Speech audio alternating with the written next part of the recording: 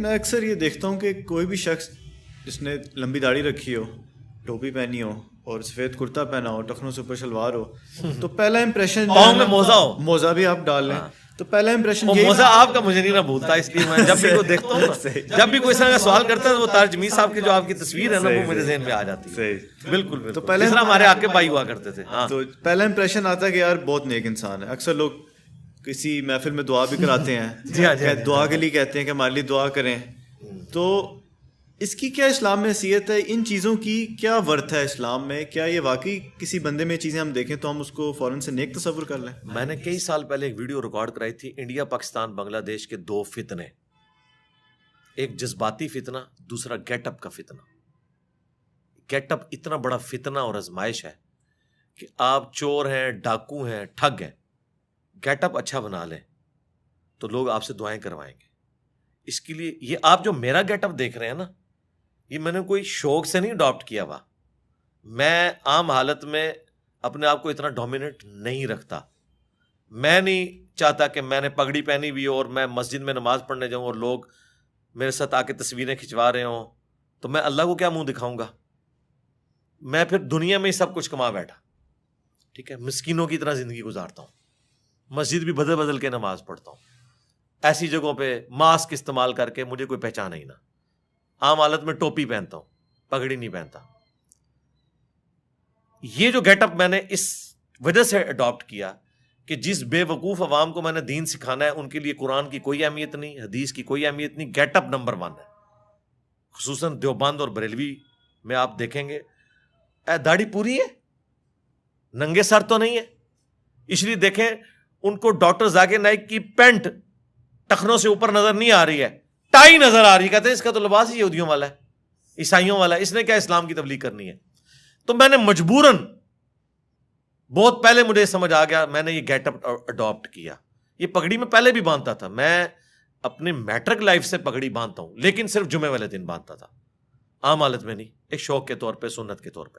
لیکن جب میں نے یہ تبلیغ کا سلسلہ شروع کیا, یہ پگڑی میں نے اپنی نشانی بنا لیا, تاکہ جب کبھی میری کہیں پہ کسی کے پاس کلپ پہنچے نا, تو پہلا جو شیطان نے اسے جھٹکا لگانا ہے نا, اس کی تو شکل ہی مسلمانوں والی نہیں ہے, ٹھیک ہے. کرتا شلوار پہنا, کبھی کالر والی قمیض نہیں پہنی, ٹھیک ہے. اور اس سے بڑھ کے اب یہ تو میں نے بال بھی رکھنے لمبے شروع کر دیے ہیں, یہ بھی دے, اور کچھ نہیں تو یہ لوگوں کو نظر آ جاتے تھے. اے بھی میں تھوڑا پورا کرتا ہوں, خوش ہو ہوں, کہڑی شہر رہ گئی دسو, ٹھیک ہے. اگر آپ نے مسواک کہتے ہیں تو یہاں لگانی ہے, تو وہ بھی میں لے کے کسی دن لگا لوں گا, پیلی چپل بھی خرید لوں گا, ٹھیک ہے. یہ سب کا سب چل رہا ہے ان کا. اچھا, اور یہ میں آپ کو بتاؤں, یہ گیٹ اپ کا جو فتنہ ہے نا, اپنے مسلک کے لیے ان کا ہے.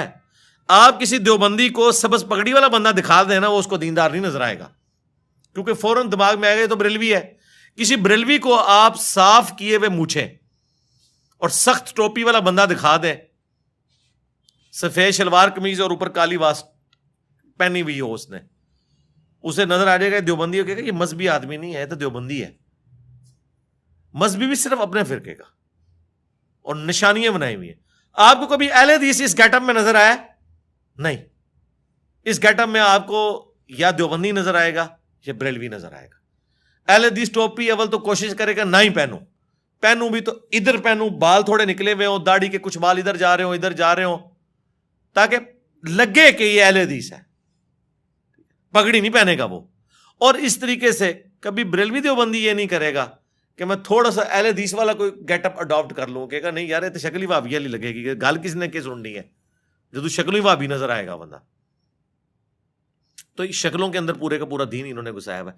اس سے کوئی مذہبی نہیں ہوتا کہ کسی نے چمڑے کے موزے پہن لیے ہیں, ٹھیک ہے. میں نے تو غامدی صاحب سے کہا تھا کہ آپ میری داڑھی لے لیں, مجھے اپنے اخلاقیات دے دیں.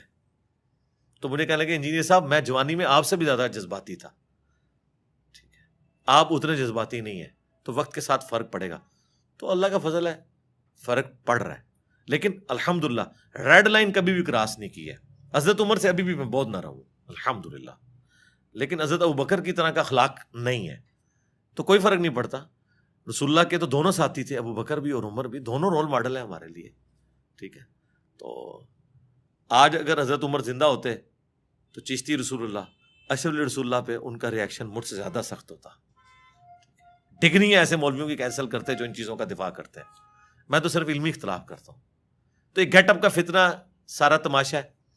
سری روی شنکر کا مناظرہ ہوا تھا یا ڈیبیٹ کہہ لیں ڈاکٹر ذاکر نائک کے ساتھ. وہ ڈاکٹر ذاکر نائک سے زیادہ خوبصورت بھی ہے, گیٹ اپ بھی اس کا سنت کے زیادہ قریب تھا, زلفیں بھی, داڑھی بھی اتنی پیاری, اور بولنے کا انداز کیا بات, جیسے پھول جھاڑ رہے ہیں, لیکن ہے ہندو تھا. اس کو دیکھ کے ہی آپ کو اندازہ ہو جائے گا. پھر بھی آپ کو یقین ہے تو پی کے فلم میں تو کئی ایسے سینز ہیں جس میں اس نے ثابت کیا کہ گیٹ اپ کے ذریعے آپ کسی مسلمان کو ہندو, کسی ہندو کو مسلمان ثابت کر سکتے ہیں. یہ گیٹ اپ کی اوقات اتنی ہے. اسی کو کہا جاتا ہے نا کہ منہ مومنا تے کرتوت کافرا. تو کرتوت مسلمانوں والے ہوں, منہ بھی ٹھیک ہے اسلام کے قریب ہو, لیکن یہ نہ ہو کہ آپ نے گیٹ اپ تو اوڑا ہوا ہے اسلام والا اور کرتوت آپ کے سارے برے ہیں. تو ان ظواہر کی بھی اپنی اہمیت ہے, لیکن وہاں تک جو فرائض ہیں, جیسے اتنی داڑھی رکھنا کہ کھال چہرے کی چھپ جائے, یہ مسلمان مرد پہ فرض ہے قرآن کی روح سے. وَلَآمُرَنَّهُمْ فَلَيُغَيِّرُنَّ خَلْقَ اللَّهِ, سورہ النساء کی آیت نمبر 119 میں آیا. شیطان نے کہا تھا میں ابھاروں گا تیری مخلوق کو, وہ تیری خلقت کو بدلیں گے. مرد کو اللہ نے داڑھی دی ہے, عورت کو نہیں دی ہے. مرد نے اتنی داڑھی ضرور رکھنی ہے کہ اس کی چہرے کی کھال چھپ جائے. ہاں مٹھی رکھے گا افضل ہے, اس پہ کوئی کمپرومائز نہیں ہے, یہ بیسکس ہے. ہاں سفید لباس نہ پہنے کوئی مسئلہ نہیں, یہ اس کی بجائے کالر پہننا ہے پہنے, ٹھیک ہے. کرتا نہیں پہننا آپ کف والا پہنے, کوئی مسئلہ نہیں, اس کے اندر کوئی چیز گھسی نہیں ہوئی ہے, ٹھیک ہے. ٹخنوں کو ننگا رکھنا ایک مرد کا شعار بھی ہے, اللہ کے نبی علیہ السلام نے حکم بھی فرمایا. ہاں ٹھیک ہے ٹخنے ننگے رکھیں, وہ یہ نہیں کہ آپ گھٹنوں تک لے جائیں, کوئی ضروری نہیں ہے, ٹھیک ہے. پینٹ پہننی ہے آپ ضرور پہنیں, پینٹ کے اندر یا شلوار قمیض میں اسلام نہیں گھس گیا ہوا. بس ایسا لباس جو آپ کے جسم کو ڈھانپ دے وہ آپ اڈاپٹ کریں, اور کوشش کریں ڈاؤن ٹو ارتھ رہیں. ایسا نہیں ہے کہ لوگ آپ کو دور سے دیکھیں اور سلوٹ مارنا شروع کرتے ہیں. میں کہتا ہوں کس طرح لوگ ان چیزوں کا سامنا کرتے ہیں کہ وہ پبلکلی ڈومیننٹ ہو جاتے ہیں, اتنے مہنگے مہنگے سوٹ پگڑیاں پہن کے, ٹھیک ہے. اس وقت علماء ایسی سی پگڑیاں پہن رہے ہیں جن کی قیمت 10-20 ہزار ہے, اس کے اوپر جو کپڑا لگا ہوا ہے. ہم کیا ہے وہ جو کاٹن کا جو شلوار والا کپڑا ملتا ہے نا کھلا, یہ اس میں سے ہم پگڑی بناتے ہیں, چاہے کالی ہو یا, تو کیا فرق پڑ گیا. تو اب میں کہوں کہ نہیں جناب اس کی بجائے میں نے جو ہے ایجپشن کاٹن جا کے خریدنی ہے, اس کی پگڑی بنانی ہے, تو کیا میں اللہ کو کیا منہ دکھاؤں گا. کام چل رہا ہے بھائی, ٹھیک ہے. یہ کیٹی کا سوٹ لیا ہوا ہے وائٹ, دھو کے وہی پہن لیتے ہیں دوبارہ سے. یہ دیکھو 50 اب میں سوٹ لے لوں گا جی, میں نے وائٹ کاٹن فلاں برانڈ کی لینی ہے, ٹھیک ہے. کام چل رہا ہے, اللہ چلا رہا ہے. تو گیٹ اپ کے اندر کوئی اسلام نہیں گھسا ہوا. اچھا علی بھائی, ایک کوشچن جو ہے وہ بہت کامن ہے, اکثر لوگ جو ہے وہ مجھ سے بھی پوچھتے ہیں اور مشہور بھی بہت ہے, کہ اللہ تعالیٰ نے جب تقدیر انسان کی پہلے سے لکھ دی ہے تو پھر تو ہر بندے کے پاس جسٹیفیکیشن آ گئی ہے, وہ کوئی غلط عمل بھی کرے گا بولے گا اللہ کی مرضی تھی, تقدیر یہی تھی. تو ایسے سوالوں کا انسان کیسے اس کو جسٹیفائی کرے, اور خود بھی کبھی کبھی دماغ میں وسوسہ یہ آ جاتا ہے. یہ جو دماغ میں وسوسہ آتا ہے نا, یہ صرف اپنے آپ کو دھوکہ دینے کے لیے آتا ہے, اور صرف یہ چیزیں ان معاملات میں آتی ہیں جو اللہ نے اوبلیگیشنز ہمارے اوپر لگائی ہوئی ہیں. جو ہم اپنے کام خود کر رہے ہوتے ہیں نا, اس میں ہم اللہ کے فضل سے اللہ کے حصے کا کام بھی اپنے ذمہ لیا ہوتا ہے. توکل کی بھی کمی ہوتی ہے جو ہم نے خود کرنے ہوتے ہیں. کبھی کسی نے نہیں کہا کہ دعا کریں جی, میں بس انشاءاللہ ارادہ ہے ابھی گھر جا کے میں نے ڈنر کرنا ہے تو میں گھر تک پہنچ جاؤں, کرنا ہوتا ہے. کبھی کسی نے کہا کہ یہ جی میں ابھی ٹوائلٹ جا رہا ہوں, دعا کریں کہ میں فارغ ہو کے نا سلامتی کے ساتھ باہر آ جاؤں. حالانکہ یہ بھی ایک بڑی مشکل ایکٹیویٹی ہوتی ہے جو پرفارم ہو رہی ہوتی ہے. جیسے ہی آپ کوئی دینی اوبلیگیشن کی بات کرتے ہیں, جی دعا کریں اللہ توفیق دے نماز پڑھ لیں گے, تو یہ تو سراسر دھوکہ ہے. شریعت میں اس کی کوئی گنجائش نہیں کہ آپ اس طرح کا معاملہ کریں. انبیاء کا مقدمہ, کتابوں کا مقدمہ قائم ہی اس بات کے اوپر ہے کہ انسان کو اختیار دیا گیا ہے. ادروائز کتابوں اور پیغمبروں کی کوئی ضرورت ہی نہیں تھی. اگر اللہ تعالیٰ نے سافٹ ویئر اوپر سے فیڈ کیا اور آپ اسی کے مطابق چلیں گے, وہ والی مخلوق تو ہے اللہ کے پاس فرشتے. انسان کو اللہ نے اختیار دیا ہے. انا ہدیناہ السبیل, بے شک ہم نے تمہیں راستہ دکھا دیا ہے ہدایت کا. اما شاکرا و اما کفورا, چاہے شکر گزاری کی روش اختیار کرو خواہ ناشکری کی. یہ بالکل لوگ جھوٹ بولتے ہیں کہ جی تقدیر میں جو لکھا ہوا ہے ہم اس کے پابند ہو گئے. یہ کس آیت میں لکھا ہوا ہے؟ اللہ کی تقدیر اللہ کا علم ہے, اور اللہ کا علم اتنا کامل ہے کہ اس نے مستقبل فورس ہی کر لیا. جیسا کہ ایک نالائق اسٹوڈنٹ کے بارے میں ایک ٹیچر کہتا ہے کہ تو نے فیل ہو جانا ہے, اب وہ فیل ہو جائے اپنے کرتوتوں کی وجہ سے تو کیا وہ ٹیچر کو بلیم دے گا؟ ٹیچر نے تو ایکسپرٹ اوپینین دیا. اسی طریقے سے اللہ کا ایکسپرٹ اوپینین تو کامل ہے کہ اگر یہ والی حرکت یہ کرے گا تو اس کا اینڈ رزلٹ یہی نکلے گا. اب یہ سوال ایک الگ ہے کہ اگر یہی کچھ ہونا تھا تو ہم نے اس مصیبت میں جو زندگی گزار رہے ہیں یہ اللہ نے ہم سے پوچھے بغیر ہمیں کیوں ڈال دیا اس معاملے میں؟ اس کے بارے میں قرآن میں واضح فتویٰ ہے، لا یسأل عما یفعل وہم یسألون. اللہ کو کوئی نہیں پوچھ سکتا اس نے یہ کیوں کیا، وہ سب کو پوچھ سکتا ہے. اس کو یوں سمجھیں، آپ کو کسی نے دھکا دے دیا سمندر میں، سمندر کے کنارے ایک شخص کھڑا ہے اور وہ آپ کو کہہ رہا ہے کہ بھائی میری طرف متوجہ ہو، میرے پاس ایک ایسا طریقہ ہے کہ تم کنارے لگ جاؤ گے، یوں ہاتھ مارو تم کنارے تک پہنچ جاؤ گے. اور بھائی صاحب اتنے اکڑے میں وہ کہہ رہے ہیں کہ نہیں، مجھے پہلے بتاؤ مجھے دھکا کس نے دیا میری مرضی کے بغیر. اور وہ شخص کہہ رہا ہے کہ یار چھوڑو جس نے بھی دھکا دیا، اس وقت اپنی جان بچاؤ، کنارے پہ آگے دیکھ لیں گے کس نے دھکا دیا، اسے پوچھ لیں گے. اور آگے وہ ضد پہ اڑا رہے نہیں میں نے نہیں ہاتھ پاؤں مارنے، تو نقصان کس کا کرے گا؟ اپنا، ڈوب جائے گا. تو انسان بھی یہی ہے، کنارے پہ وقت کا پیغمبر کھڑے ہو کے ندا دے رہا ہے کہ یوں کرو بچ جاؤ گے، لیکن انسان کا کہہ رہا ہے جی اللہ نے کیوں ایسے کر دیا میرے ساتھ، مجھے تو پوچھا ہی نہیں ہے، مجھے کیوں بنا دیا؟ تو ڈوب جا، پھر آگے بھی وہ وہی کرے گا جو وہ چاہے گا، جہنم میں تجھے پھینک دے گا، تو بچ جا. تو وہ سوال اللہ نے بیان کر دیا، لا یسأل عما یفعل وہم یسألون. اللہ کو کوئی نہیں پوچھ سکتا. یار کریٹر کی مرضی، کیا ایک موبائل بنانے والے سے پوچھ سکتا ہے کہ تو نے میرے اندر یہ فیچر کیوں رکھا، یہ کیوں نہیں رکھا؟ وہ تو محتاج ہے، ہم بھی محتاج ہیں اس کے. ہم نے گیون سرکمسٹانسز کے اندر پرفارم کرنا ہے، یقیناً اللہ کے پاس اس کی کوئی جسٹیفیکیشن ہے، جنت میں جا کے پوچھ لیں گے.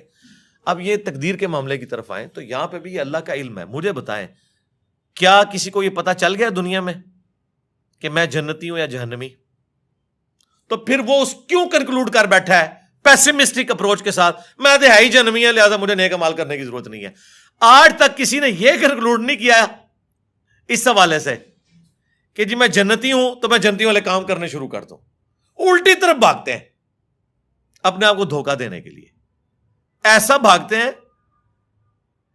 کہ کہتے ہیں جی بخاری مسلم حدیث ہے، ایک بدکار عورت تھی، اس نے ایک کتے کو موزے میں پانی پلا دیا، اللہ نے اسے بخش دیا. جی بالکل، پھر تو نیک عمل کرنے کی ضرورت نہیں ہے، اللہ تعالیٰ چھوٹی سی نیکی پہ بخش بھی سکتا ہے. ہم کہیں گے رکو ذرا، صبر کرو. بخاری مسلم میں لکھا ہے ایک نیک عورت تھی، اس نے ایک بلی کو قید کر دیا، بھوکی پیاسی مر گئی، وہ جہنم میں. تو اب بتاؤ اللہ چھوٹی بات پہ پکڑ بھی سکتا ہے؟ وہی ڈاکٹر پہ آپ جواب دیں گے، اگلی وہ منطق کھڑے کریں گے اس لیے تو ہم نیکیاں نہیں کرتے، ہو سکتا ہے چھوٹی سی بات پہ پکڑے ہی جائیں، تو بس اللہ پہ ہی چھوڑ دیں. نہ، بخاری مسلم حدیث ہے، سیدنا علی کہتے ہیں کہ میں نے رسول اللہ سے پوچھا کہ اگر جنتیوں کا جنت میں جانا اور جہنمیوں کا جہنم میں جانا لکھ دیا گیا ہے تو ہم نیک اعمال کیوں کرتے ہیں؟ سیم کوسچن بخاری مسلم میں مولا علی نے رسول اللہ سے پوچھا، تو نبی علیہ السلام نے پتہ کیا جواب دیا؟ بالکل ہٹ کے ایک جواب دیا. آپ نے فرمایا تم عمل کرتے رہو، جو جنتی ہوگا اس کے لیے جنتیوں والے اعمال آسان ہو جائیں گے، اور جو جہنمی ہوگا اس کے لیے جہنمیوں والے اعمال آسان ہو جائیں گے. پھر نبی علیہ السلام نے قرآن کی آیات تلاوت کی، سورۃ اللیل جو ہے نا پارہ نمبر 30 کے اندر بڑی ڈسائسو آیات ہیں. اس موقع پہ نبی علیہ السلام نے ان آیات کو تلاوت کیا. اعوذ باللہ من الشیطان الرجیم. فَأَمَّا مَنْ أَعْطَى وَاتَّقَى وَصَدَّقَ بِالْحُسْنَى،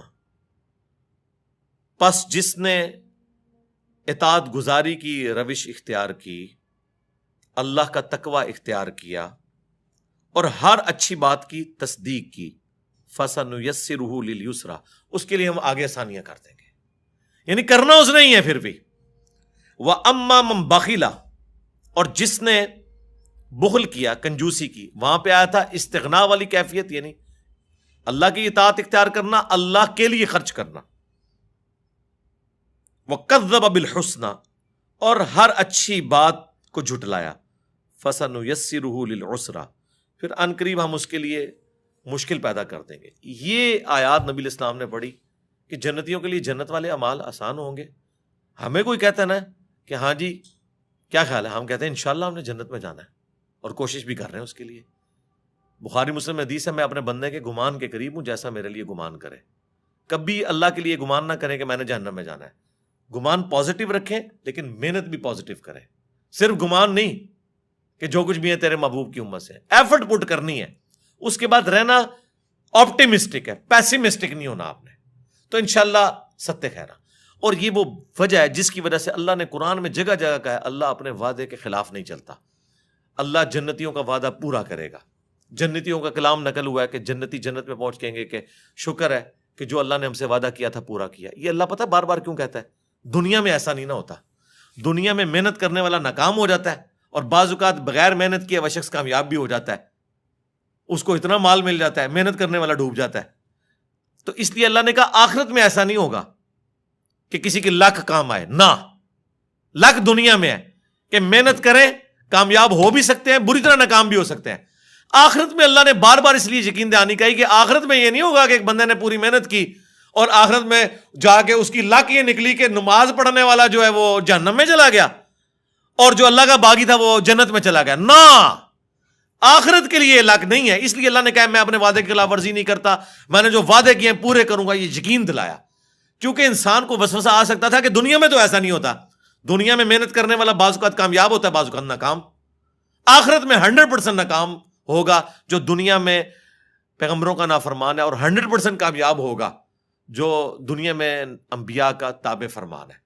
اور مسئلہ تقدیر کو حل کرنے والی ایک آیت میں کوٹ کر دوں, جو کوئی بھی پوچھے نا اس حوالے سے. سورہ الزمر کی آیت ہے, وہ پورا مسئلہ حل کر دیتی ہے. سورت نمبر ہے 39 اور اس کی آیت نمبر ہے 7, بالکل سٹارٹ میں ہی. میں کہتا ہوں تقدیر کا مسئلہ ہی ہے. ان تکفروا فإن اللہ غنی عنکم, اگر تم ناشکری کی روش اختیار کرو گے, اللہ کے نافرمان بنو گے, کفر اختیار کرو گے, تو یاد رکھنا اللہ بے پرواہ ہے. کسی کو یہ ٹینشن نہ ہو کہ کوئی نماز نہیں پڑھ رہا تو کوئی اللہ تعالیٰ کو کوئی فرق پڑ گیا. نہیں, میں بے پرواہ ہوں.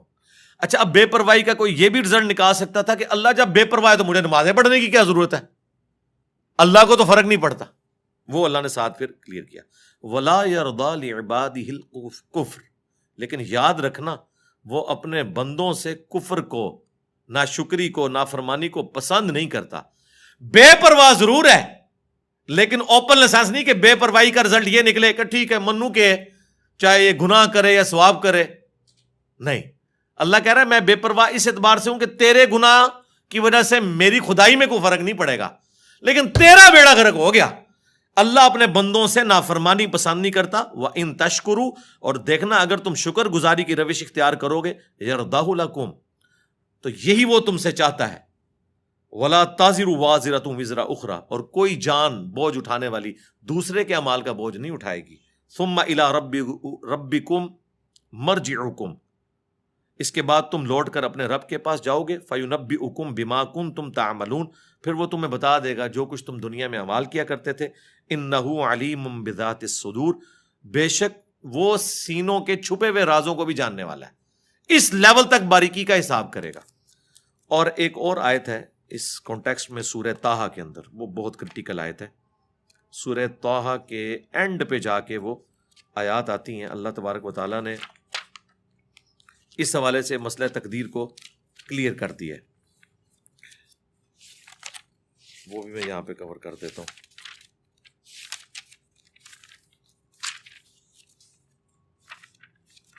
سورۃ الکہف کے بعد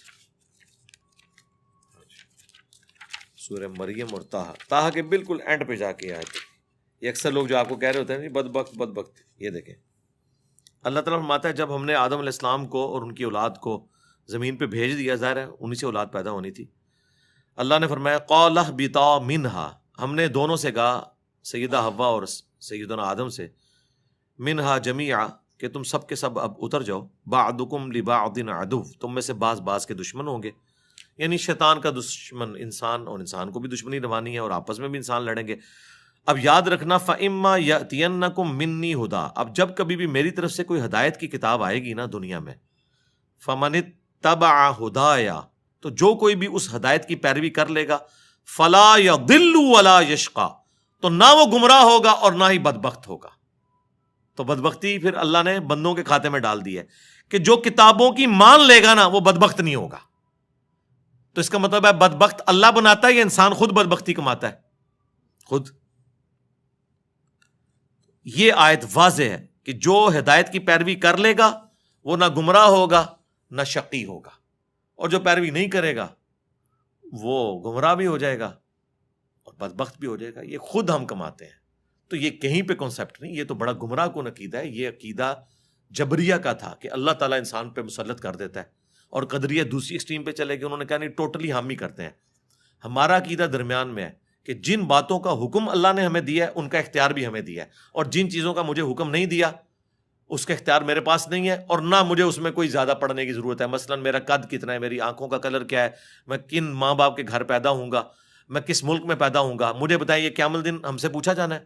لیکن جو بات اللہ نے ہم سے پوچھنی ہے نا، اس کا اختیار ہمیں دیا ہے، اور اگر آپ یہ اختیار نہیں مانیں گے تو اللہ پہ ظلم لازم آئے گا، اور اللہ تعالیٰ عدل کرنے والا ہے۔ ٹھیک ہو گیا؟ علی بھائی، قرآن میں اکثر میں نے پڑھا ہے کہ شیطان تمہارا کھلا دشمن ہے، اور شیطان وصف سے دیتا ہے۔ اکثر ہم سنتے ہیں کہ بھی شیطان حاوی ہو گیا تمہارے اوپر۔ یہ آخر شیطان کیا چیز ہے، اس کے بارے میں کچھ بتائیں۔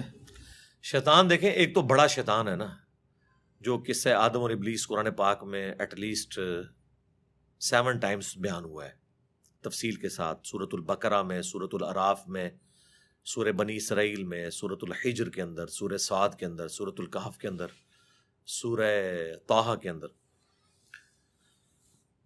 وہ بڑا شیطان جو حضرت آدم علیہ السلام کے ساتھ وہ پورا معاملہ ہوا، پھر اس کی اولاد بھی ہے۔ ہر انسان کے ساتھ ایک شیطان کا بچہ اٹیچ ہو جاتا ہے، جن۔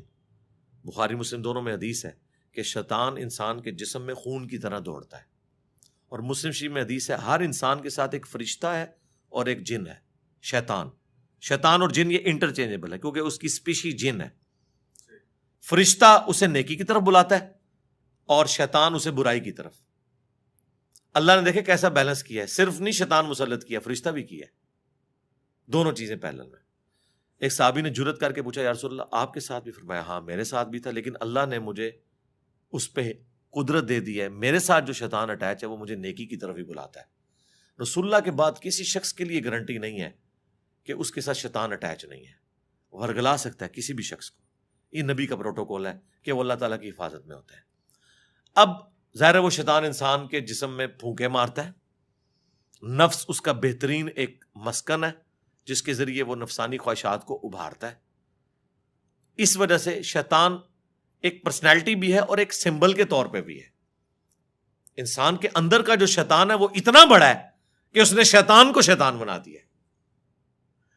شیطان تو پہلے اللہ کا مقرب بندہ تھا نا، اکڑ پیدا ہوئی، تکبر آیا، تو اللہ نے کیا فرمایا؟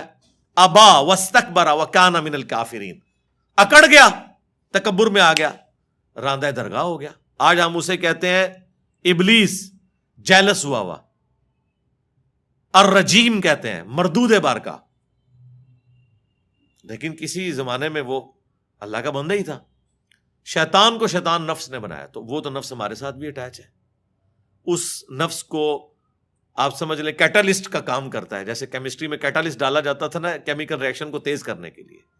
اصل جس شیطان سے آپ نے بچنا ہے نا وہ اندر کا نفس ہے، جس میں وہ بڑا شیطان بھوکے مارتا ہے، یا آپ کے ساتھ جو اٹیچ شیطان ہے۔ اور اس سے بچنے کا آسان طریقہ ہے وظائف ہے، لا حول ولا قوت الا باللہ، اعوذ باللہ السمیع العلیم من الشیطان الرجیم۔ اور سب سے بڑھ کر جب آپ اللہ کا ذکر کرتے ہیں تو بخاری مسلم کی احادیث اس پر گواہ ہیں، کتنی احادیث، میں نے اس پہ پورے لیکچرز دیے ہیں کہ جیسے آپ اللہ کے ساتھ اٹیچ رہتے ہیں شیاطین آپ سے دور رہتے ہیں۔ اچھے ماحول کی بھی تو یہی برکت ہوتی ہے، اور جب آپ اللہ کا راستہ چھوڑ دیتے ہیں یہ آپ کے اوپر حملہ آور ہو جاتے ہیں۔ سورہ زخرف کی آیت ہے کہ جو رحمان کے ذکر سے غفلت اختیار کرتا ہے ہم اس پہ شیطان مسلط کر دیتے ہیں، پھر وہ اس کا ساتھی بن جاتا ہے۔ یعنی اس کا مطلب ہے کہ شیطان مسلط ہونے دیتے ہیں۔ شیطان کو دور کرنے کا طریقہ اللہ کا ذکر ہے، جیسا کہ کسی پر پیاس مسلط ہو تو کیسے دور کرے گا؟ پانی پی کر۔ بھوک مسلط ہو تو کیسے دور کرے گا؟ کھانا کھا کر۔ شیطان مسلط ہوا ہے تو اللہ کا ذکر کر کے۔ باقی جو تھوڑے بہت وسوسے ہیں ان کو اللہ نے درگزر فرمایا۔ مسلم شریف میں حدیث ہے، ایک صحابی نے کہا یا رسول اللہ بعض اوقات ایسے سے خیال دماغ میں آتے ہیں، دماغ تو سوچتا ہے کہ دل کرتا ہے کہ جل کے کوئلہ ہو جاؤں لیکن زبان پہ نہ لاؤں۔ فرمایا عین ایمان ہے، زبان پہ نہیں لایا، یہ تمہارے ایمان کی دلیل ہے، شیطان تمہیں آگے ورگلا رہا ہے لیکن تم اس کے پیچھے نہیں چل رہے۔ اور بخاری مسلم میں یہ بھی حدیث ہے کہ اللہ تعالیٰ نے میری امت کے دل میں آنے والے جو وسوسے ہیں نا، جو آٹومیٹکلی شیطان کی طرف سے آتے ہیں وہ معاف کر دیے جب تک کہ وہ زبان پر نہ لے آئے یا اس کے مطابق عمل نہ کر لیں. تو ان کو آپ اگنور کریں, یہ خود بخود چیزیں جو ہے نا وہ اگنور ہو جاتی ہیں. ادروائز یہ آپ کا ٹیسٹ ہے. مجھے بتائیں اگر شیطان نہ ہوتا تو ٹیسٹ کہاں سے تھا؟ اگر پیاس نہ ہوتی تو پانی کی قدر کسی کو ہوتی؟ اگر رات نہ ہوتی تو دن کی قدر آتی؟ یہ ہو نہیں سکتا کہ اپوزٹ چیز نہ ہو اور آپ کے اندر اس کی قدر محسوس ہو. تو اللہ تعالیٰ نے ٹیسٹ یہ دنیا اس لیے رکھا کہ شیطان کا راستہ بھی ہو, رحمان کا راستہ بھی ہو, اور آپ کی جنگ جاری رہے. آپ جنت کو ارن کریں. یہ پلیٹ میں رکھ کے نہیں ملنی, یہ ارن کر کے ملنی ہے. اور یہ اتنی مشکل ہے کہ بخاری مسلم کی حدیث ہے, اللہ تعالیٰ نے جنت کو ناگوار چیزوں سے ڈھانپا ہوا ہے اور جہنم دوزخ کو خوشگوار چیزوں سے ڈھانپا ہوا ہے. یعنی وہاں انسان اٹریکٹ ہوتا ہے. اور اس کی ایکسپلینیشن ابو داؤد, ترمذی, نسائی, ابن ماجہ چاروں کتابوں میں یہ حدیث ہے سنن اربعہ کی, کہ اللہ تعالیٰ نے جب جہنم کو پیدا کیا تو حضرت جبرائیل کو کہا کہ جا کے دیکھو جہنم. جب دیکھ کے انہوں نے کہا توبہ توبہ توبہ یا اللہ, مجھے نہیں لگتا کوئی بندہ ایسا کام کرے کہ جہنم میں پہنچ جائے. اللہ تعالیٰ نے فرمایا اچھا اب جاؤ. جب دوبارہ گئے تو اللہ تعالیٰ نے جہنم کو خوشگوار چیزوں سے, دنیا کی آسائشیں, گناہ کی لذتوں سے ڈھانپ دیا. اور پوچھا جبرائیل اب سنا. ان کا یا اللہ مجھے نہیں لگتا کوئی جہنم میں پہنچنے سے بچ جائے. جتنا تو نے اٹریکٹفل اسے بنا دیا ہے نا کہ ہر اٹریکٹفل راستہ ادھر ہی جا رہا ہے, وہی تو آپ کا امتحان ہے.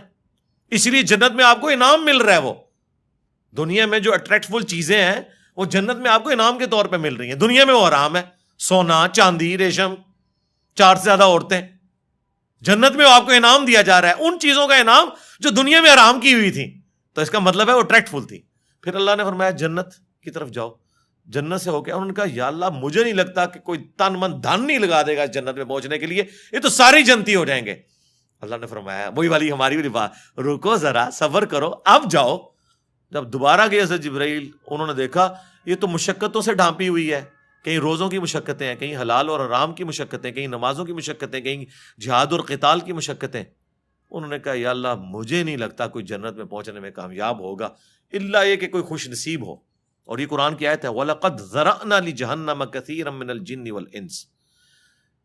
جنوں اور انسانوں کی اکثریت جہنم کے لیے پیدا ہوئی ہے. الٹیمیٹلی یہی رزلٹ نکلنا ہے. لیکن ساتھ اللہ نے فرمایا ہم نے ظلم نہیں کیا, ہم نے انہیں عقل دی تھی وہ سوچتے نہیں, کان دیے تھے سنتے نہیں, آنکھیں دی تھی دیکھتے نہیں. یعنی وہ دیکھنا عبرت والا کہ ان انسٹرومنٹس کو یوز کرتے. ان السمع والبصر والفؤاد کل اولئک کان عنہ مسئولا, جو قرآن میں آیا کہ بے شک آنکھ, کان, عقل اس کے بارے میں پوچھا جائے گا. ان انسٹرومنٹس کو یوز کر کے تم نے حق بات تک پہنچنے کی کوشش کیوں نہیں کی؟ تو اللہ نے یہ ہمیں حواس خمسہ دے کے اکاؤنٹیبل ٹھہرا لیا ہے. ہم اپنے حواس خمسہ کے اوپر جو عقل کا چیک اللہ نے رکھا ہے اس عقل کو یوز کریں تو ہم اپنی شہوات کو کنٹرول کر سکتے ہیں. عقل کی وجہ سے آپ اکاؤنٹیبل ہو گے. بس یہ سمپل سی بات.